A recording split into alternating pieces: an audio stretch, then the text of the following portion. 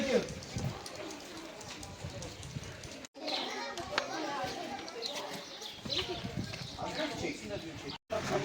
Allah razı olsun. Allah razı olsun.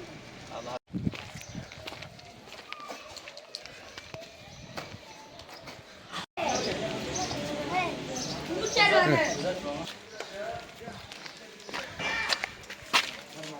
Selamünaleyküm. Sanat getireceğim.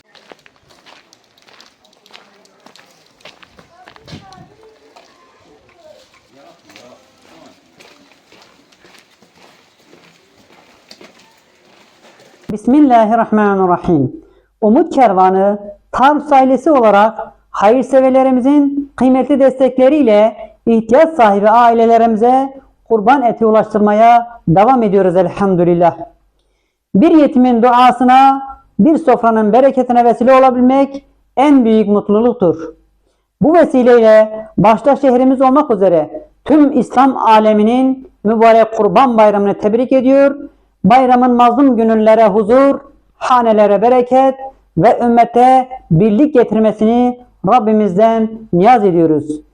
Rabbim yapılan tüm hayırları dergah-ı izzetinde kabul ve makbul buyursun inşallah. Ha